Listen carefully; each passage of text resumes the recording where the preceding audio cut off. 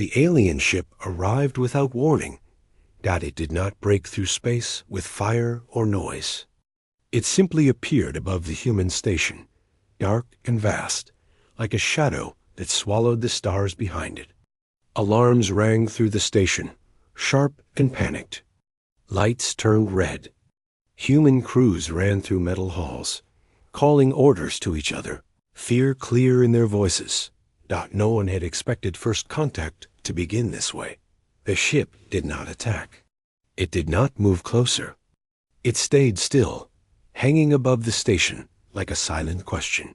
Minutes later, a signal came through that it was not a threat, that it was a request. Inside the alien ship, Queen Lyrian stood in the center of a wide chamber filled with light and living metal. The walls moved slowly, breathing as if the ship itself were alive. Tall figures stood around her, their faces calm, but their thoughts heavy with worry. In her arms was her infant daughter. The child had been crying for hours.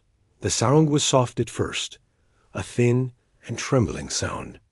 But as time passed, it grew louder and sharper. The cry echoed through the ship, not only through air, but through systems connected to the minds of the crew. The ship responded to the infant's distress. Lights flickered. Gravity shifted in small, dangerous waves. Queen Lyrian had tried everything. Royal caretakers had sung ancient songs meant to calm young heirs. Medical masters had scanned the infant with perfect machines. Emotional regulators had filled the chamber with balanced thoughts and chemical calm. Nothing worked. The infant cried on. The queen's arms trembled, though she did not let anyone see it. Her people were strong. They were advanced. They had crossed galaxies and ruled systems. They were not supposed to fail at something so simple, yet they were failing.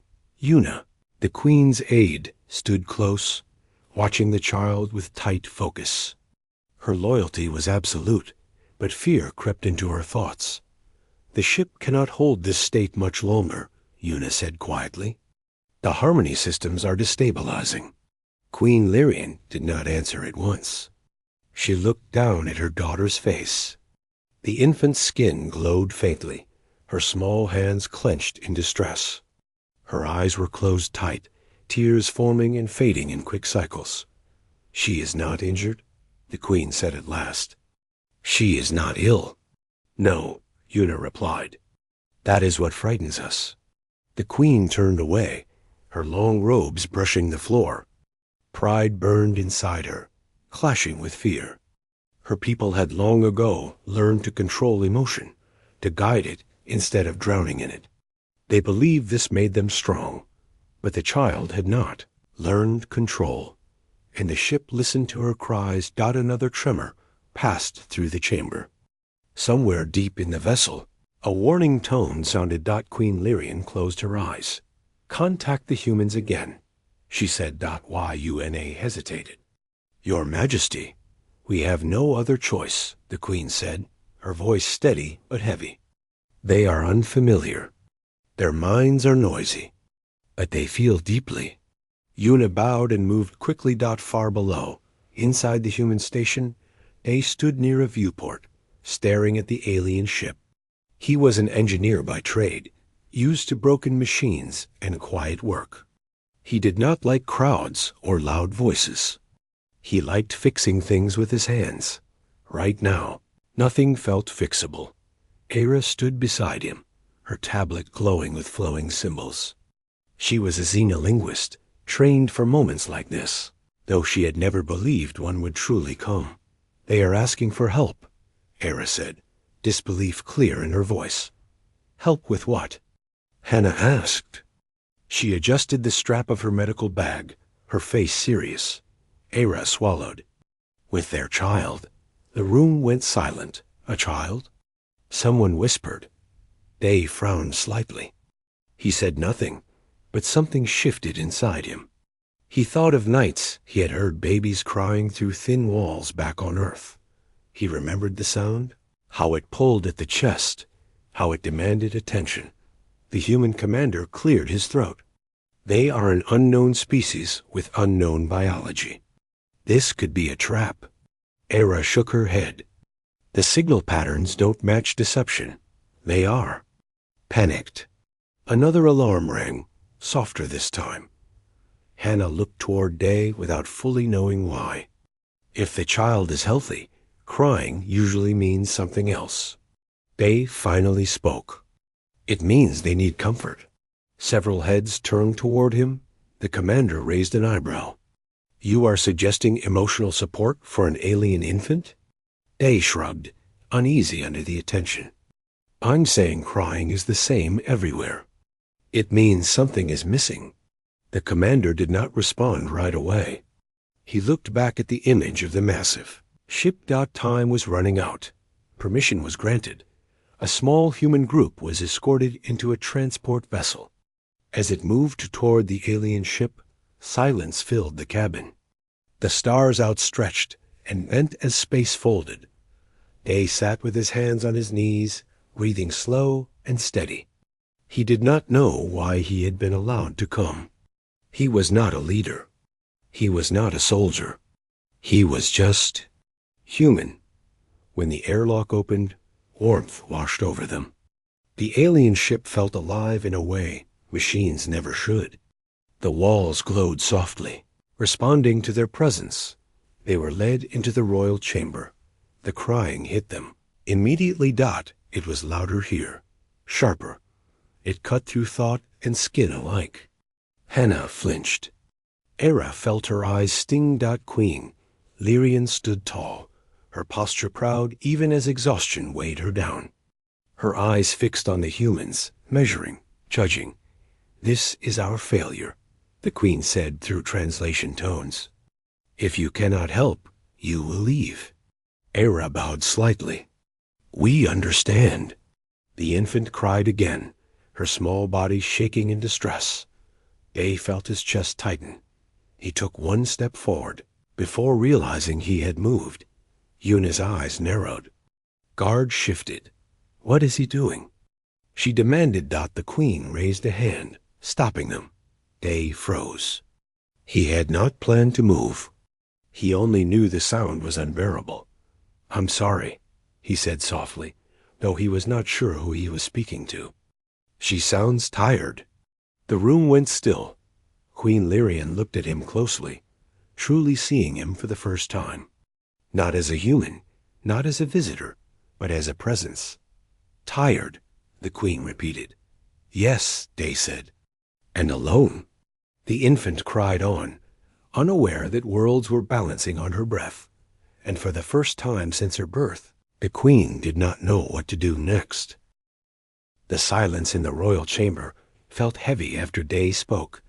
The infant's crying continued, sharp and broken, filling the living walls with waves of light that pulsed too fast, too bright.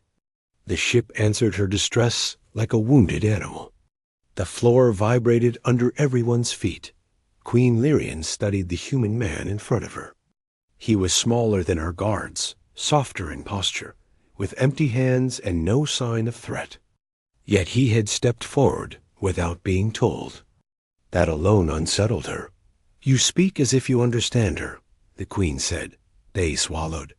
His heart was beating fast, but he kept his voice calm. I don't understand her thoughts, but I understand crying. It means she needs something she can't ask for. Yuna moved closer to the Queen, her voice low. Your Majesty, this is dangerous. Humans are unpredictable.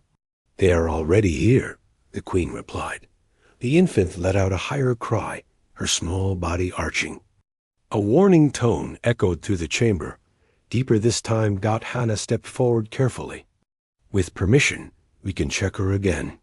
Just to be sure. Queen Lyrian nodded. Hannah scanned the infant with her handheld device. Her face remained calm. She's healthy. Heart steady. No injury. No sickness. Era looked up from her translator. The emotional readings are intense. She's overwhelmed. Overwhelmed by what?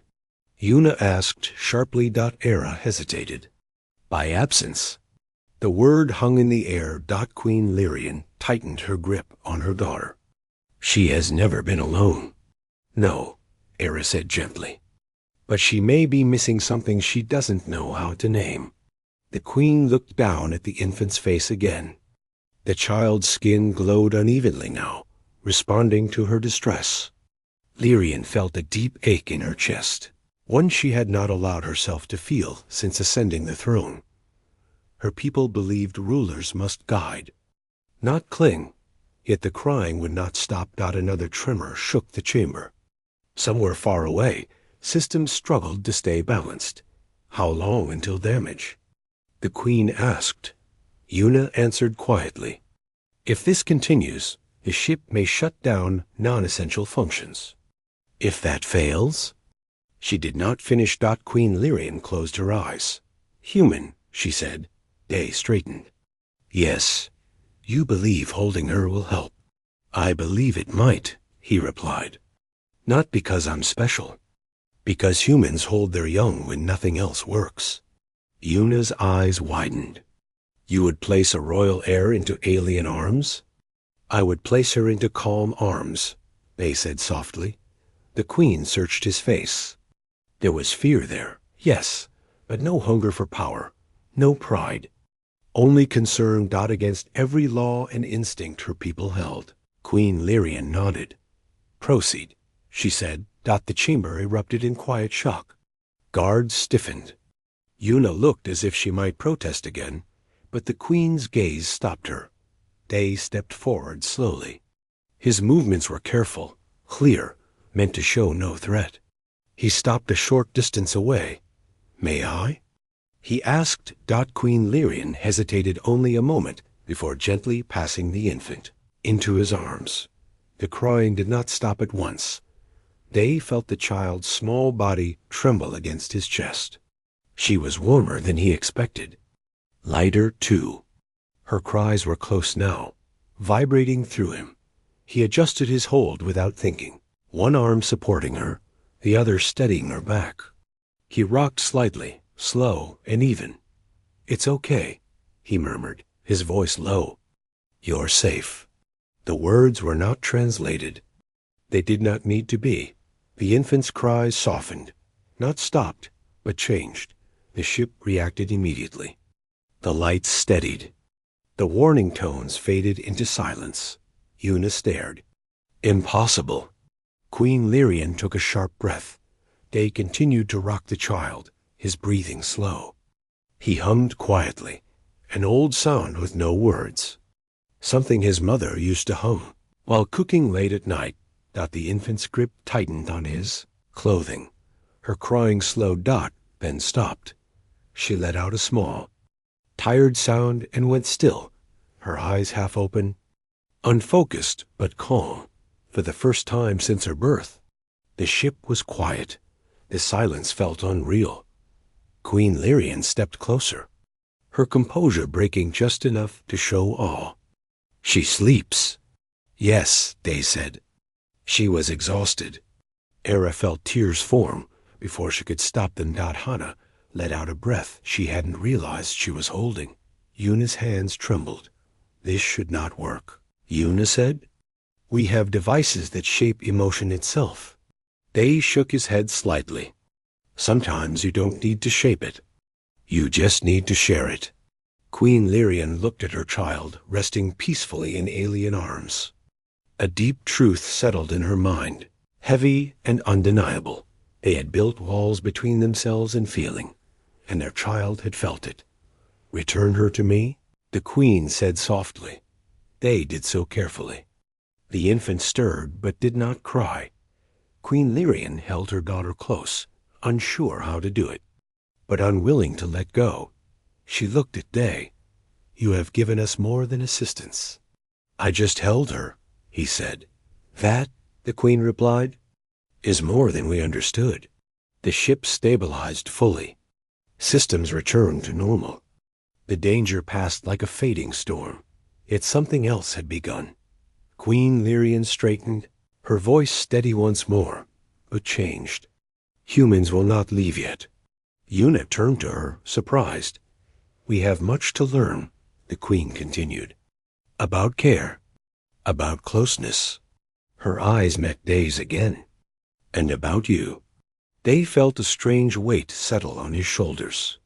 He had come to help a crying child. He had not expected to change the course of two species. In the quiet chamber, the infant slept on, unaware that her small need had shaken an empire built on control. The quiet that followed felt fragile, as if a single wrong breath could break it. Queen Lyrian sat on a low platform near the center of the chamber, holding her sleeping child. The infant's small chest rose and fell in slow, steady rhythm. The ship responded to that calm, its lights glowing soft and even, its movements smooth once more. The Queen did not move. She was afraid that if she did, the calm would vanish. Day stood a short distance away, his hands now empty. He felt strangely unbalanced without the weight of the child in his arms. He kept his eyes lowered, unsure if he had crossed a line he could not step back from. Yuna broke the silence. Your Majesty, the systems report full stability.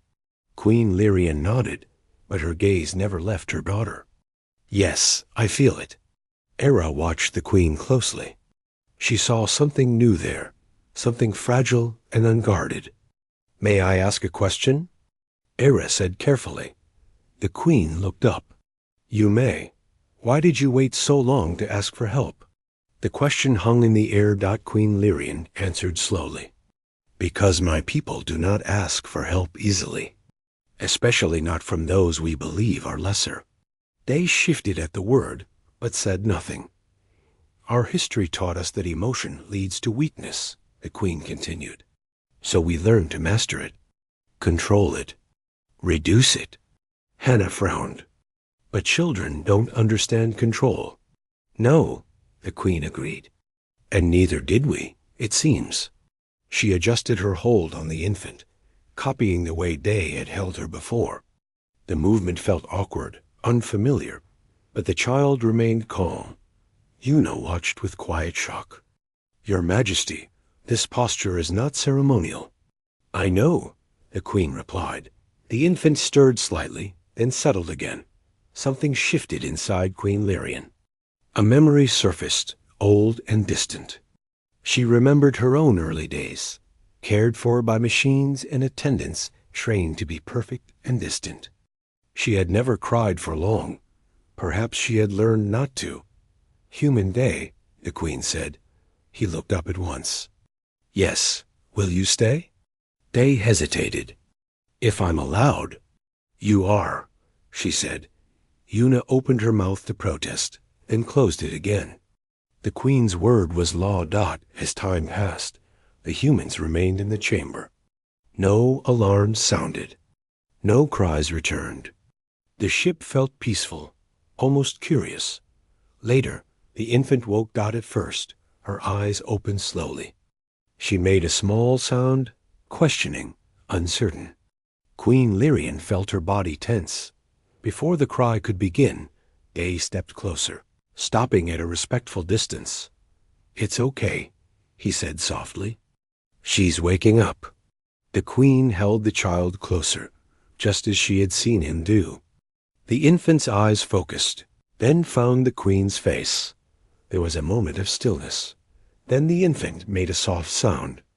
Not a cry, but something closer to a sigh. The ship did not react. Queen Lyrian's breath caught. She is calm. Yes, Hannah said, because she feels someone there. Yuna stepped forward slowly. May I try? The Queen studied her aid, then nodded. Yun. I took the infant carefully, copying the posture she had observed. Her movements were stiff at first, unsure. The infant's eyes widened. For a heartbeat, everyone tensed, but the child did not cry. Instead, she reached out with one small hand and touched Yuna's sleeve. Yuna froze, her eyes filled with emotion she did not understand. She is warm, she whispered. Yes, Day said. She's alive. The words struck deeper than expected. Over the next hours, The humans shared simple practices: rocking, soft sounds, staying close, nothing complex. Nothing technological. The alien attendants watched, confused but attentive. Era explained gently. Humans learned these things long before we built machines. They helped us survive. Queen Lyrian listened. We replaced survival with efficiency. And lost something, Hana added. The queen did not argue. News of the calm spread through the ship. Fear faded, replaced by curiosity. Guards relaxed their stance. The living walls shifted to warmer tones. They felt the weight of many eyes on him, but no hostility now. Only questions. Later, Queen Lyrian called him closer. You did not use tools, she said. You did not use training. Day shrugged lightly. I just listened. To what? To what she couldn't say. The queen considered this. My people listen only to what is spoken. That's not always enough, Day replied. The infant let out a small sound, half laugh, half breath. Queen Lyrian smiled. It was the first time anyone in the chamber had seen such an expression on her face. Yuna noticed. So did the ship. The vessel responded with a gentle hum, deep and calm. Era felt a chill. The ship is learning, she said quietly. Queen Lyrian looked up. Then so must we. As the cycle ended, the queen ordered new protocols. Caretakers were instructed to remain close. Emotional distance was no longer required. It was a small command, but it felt like a revolution. Day prepared to leave the chamber, thinking his part was done. As he turned, a small hand caught his finger. He froze. The infant looked at him, eyes bright and focused. Queen Lyrian watched, her heart full and heavy. She remembers you. Day smiled softly. I'll remember her too. The queen nodded. This moment will not be forgotten. As the humans exited the chamber, the ship remained steady and calm. No cries echoed through its halls. For the first time in generations, the alien empire felt something unfamiliar. Hope. And it had come not from power or conquest, but from a human who simply stayed close when a child needed someone to hold her. The days that followed were calm, but the calm felt new and uncertain, like ground that had just formed beneath their feet. The alien ship remained near the human station, no longer as a threat or an emergency, but as a quiet presence. Inside, routines began to change in small ways that carried great weight. Queen Lyrian spent more time with her child. She did not announce this change. She did not explain it. She simply stayed. She held the infant during rest cycles. She allowed the caretakers to remain close instead of distant. She ignored old rules that said a ruler must not grow attached. The ship responded to her choices. Its systems grew more stable. Its reactions softened. The living walls showed warmer colors more often. Yuna noticed everything. She followed the queen closely, watching how the child reacted to closeness, how the queen's posture changed when she held her daughter. Yuna felt something unfamiliar rising in her chest, something tight and aching. She did not name it. They and the other humans were given space near the royal section of the ship. Guards still watched them, but their stance was relaxed now. There was no anger in their eyes, only curiosity. Era spent her time speaking with alien scholars, sharing words that did not exist in their language before. Words for comfort, words for closeness. Hana trained alien medics, showing them how humans checked not only the body, but the person attached to it. They did none of that. He sat. Sometimes he was invited into the royal chamber. Sometimes he was not. When he was there, he did not speak much. He listened. He watched. The infant recognized him every time. Her eyes followed him. Her small hands reached when he came close. She made soft sounds that were not cries. Queen Lyrian noticed. You are familiar to her. The Queen said one cycle. Day nodded. She remembers calm. The Queen considered this. Then calm is something that can be learned. Yes, Day said, but it has to be practiced. Later that cycle, the Queen called a council. High officials gathered in a wide chamber filled with slow-moving light. Their expressions were controlled, but tension moved beneath the surface. Our ship responded to emotional input, one official said. This is dangerous knowledge. Or useful, another replied. Queen Lyrian listened without speaking. The infant slept against her chest, visible to all. This child nearly brought our vessel to collapse, a third said, because we failed to shape her responses. The Queen raised her head. No, she said, because we failed to answer them. Silence fell. Our systems are perfect, the official insisted. Emotion is noise.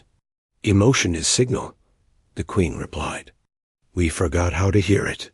Some shifted uncomfortably. You would change our way of life because of one incident? Another asked. The Queen looked down at her child, then back at the council. Because of survival. She stood. The humans did not overpower us. They did not threaten us. They did not teach us technology. She paused. They reminded us what we removed. The council ended without agreement, but the seed had been planted. Not all welcomed it. Whispers spread through the ship. Some saw humans as a weakness, others as a risk. One cycle, the infant cried again. It was brief, but sharp enough to ripple through nearby systems. Alarms did not sound, but tension returned instantly. Queen Lyrian reacted at once, holding the child close, speaking softly as she had learned. The crying eased, but did not fully stop. Una moved to assist, then hesitated. She looked toward Day. Without a word, the Queen nodded. Day approached slowly. This time, there were no guards shifting, no gasps of shock, only watchful eyes.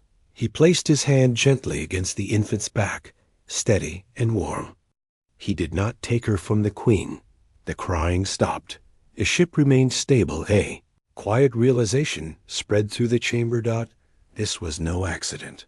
Afterward, Una followed Day into the corridor. Why you? She asked suddenly. Day stopped. I don't know.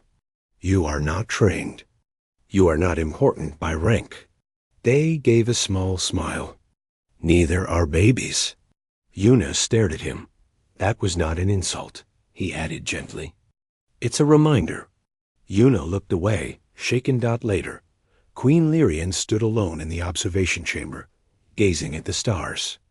The infant slept peacefully in her arms. Our people may resist this change, Una said behind her. They will, the Queen replied. Change always frightens those who believe they are complete. And the humans? The Queen thought of Day, of his quiet presence, of the way the ship listened to him. They will be watched, she said, and remembered.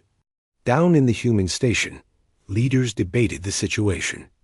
Some feared manipulation. Others saw opportunity. Day was unaware of most of it. He was busy sitting on the floor of the royal chamber, watching the infant try to grasp his finger again. Her grip was clumsy, weak, but it held. Queen Lyrian watched from her seat, her expression thoughtful. My people once believed strength meant distance, she said. Day looked up. What do you believe now? She answered without hesitation. I believe strength is knowing when to stay. The ship hummed softly, as if in agreement. Outside, messages began to travel between worlds. Not warnings. Not threats. Questions. And in the center of it all was a quiet human man, an alien child, and a queen learning how to hold what mattered most.